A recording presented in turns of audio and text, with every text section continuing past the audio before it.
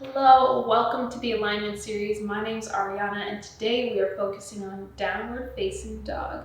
This pose is very common and I want to make sure that we're all doing it correctly for ourselves and listening to ourselves so that we don't injure ourselves. This pose can greatly improve your core strength, your upper body strength, your legs and the flexibility in your legs, and really just the length in your spine. It can really help your posture as well. So let's make sure that we're doing it right. Make sure you're in something comfy, roll out your mat, and let's get going.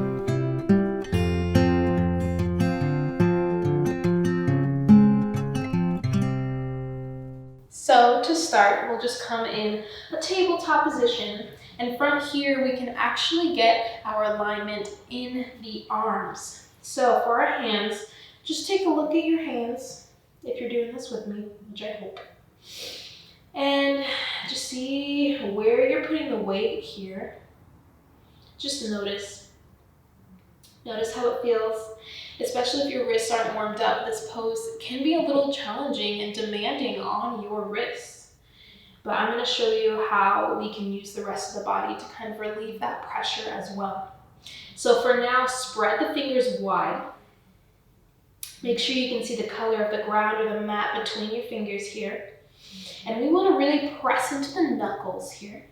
So press into the knuckles. You might feel a little lift of your palm here, the center of your palm. Keep the abs in here as we're doing this.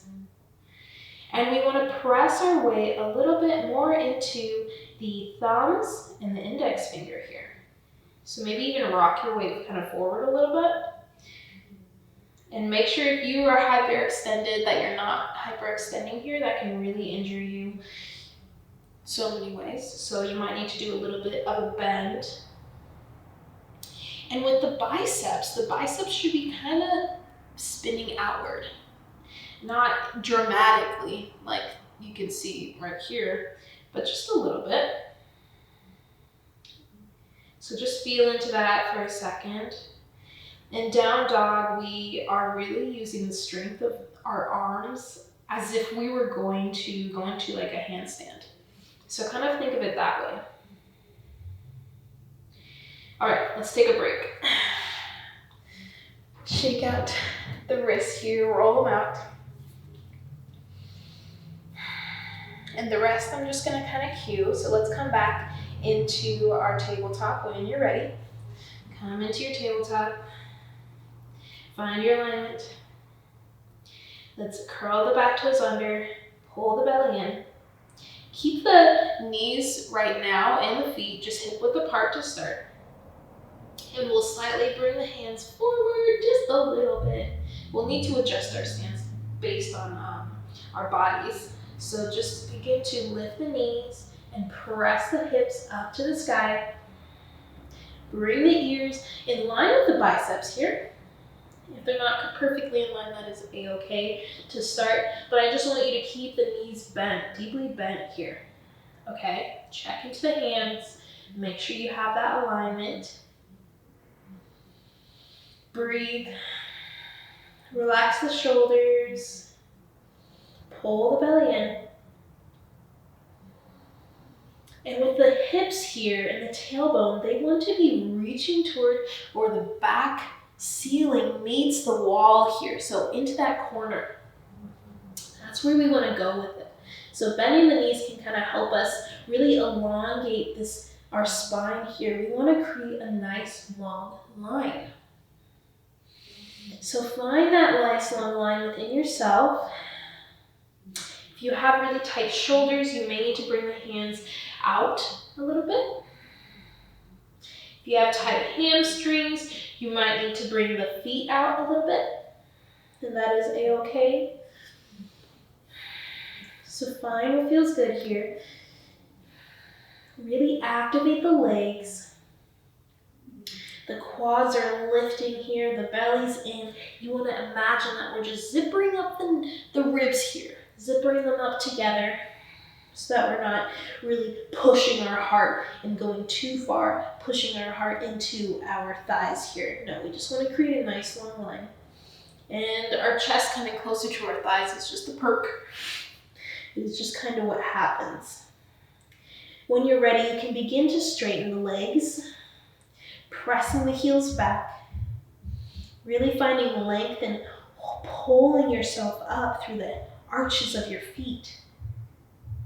Pull the abs in, really activate the whole body so that you can take a little bit of this pressure out of your wrists and out of your shoulders. Keep breathing. It's a very powerful pose here. Just kind of feel it out. See where you can really activate the legs, lifting the kneecap slightly or just keeping the knees bent. Figure out what your down dog feels like.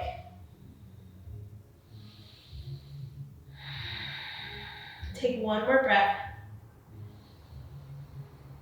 And as we exhale, we'll slowly come forward to lower the knees nice and gently to the floor. Just come sit back on the knees. And then we'll just take a little child's pose or just sit up.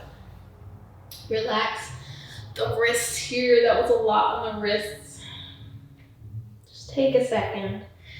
And while you're taking a second to relax, I just want to say that down dog is not for everyone. If this is very difficult for you right now, that is okay. It's going to get easier. And I just want to remind you that breathing in this pose is very, very important. It is a mild inversion. It really is an inversion. So we're bringing the hips above the head here, above the heart. So you're gonna feel this rush here. And you just wanna make sure that you're breathing and you're taking your time as you come in and out of the pose. It is very important that you take your time, you listen to your body. If you're getting like a little dizzy or anything, like slowly come back down. Keep breathing, especially breathing through it. Try not to hold your breath when you hold your abs in and knit those ribs together, okay? And for the arms, I just wanted to mention one more thing that is kind of nice to see without us putting weight into our wrists here. So just bring your hands out, or just bring one palm out like you're reaching for my hand. And this is what the biceps are doing, and this is what it looks like and feels like. So relax that shoulder down and back first. This is what the bicep looks like externally rotating. So it's kind of rotating out. Don't overthink it. This is what it feels like. And then without changing this up here, I want you to spin the palm down and then lift that hand. So this is the arm. And then if you lift this above your head, it's going to be nice and stable. All right. So just imagine that, take that with you. Practice that if you're having trouble with the arm part of it as well. If you have tight shoulders, just know that you can bring the arms wider as well. Before we go, I gotta show you another variation of this pose. It's more of a modification. It's less intense. So if you feel like on any day that you're not ready for a down dog, or you're just not feeling it, or maybe your hamstrings are really tight, or if you have a hamstring injury, I suggest having a blanket for this pose, but it is puppy pose. So I know you can imagine what that looks like. We'll come into a tabletop. Knees can be on the ground, but I really do suggest them being on a blanket, or maybe if you just kind of double up your mat here, you can do that as well. So just come into a tabletop, knees hip width apart, pull the belly in, as always, and you can keep the toes curled under or the toes down against the mat, whatever feels good, whatever feels stable and safe for your knees, okay? And then we'll begin to walk the palms forward in front of us and allow the upper body to really melt down. Rest in the forehead on the floor or a block. I'm gonna do a block. If you don't have a block, you can always use a pillow or some books. Same general idea. We are just not going on our legs. So make sure that your hips are staying over your knees here. And you're not like trying to pop your booty back. So pull the belly in just so that you can keep that nice long line. And you're not arching too much in the lower back. Now this is more of a difficult pose for me. But if it's easier for you and it feels nice, please do take advantage of it. That is another version of downward dog that you can start with or that you can come to when you're just not feeling it or you can't fully go into the full expression of the pose. And just, as always, listen to your body. You know what's right. You're in your body. Take some time to really stay in these poses for a few breaths to figure out kind of how it feels in the body. And once you figure out how it feels in the body, it'll be a lot easier for you to adjust yourself in the pose. Thank you so much. If this helped you at all, please do hit the like button, comment, let me know how it went. And if you're not already subscribed, subscribe to my channel for more videos like this, for more meditations, for more yoga practices. I'll do some inspirational talks here and there, just hanging out with you guys.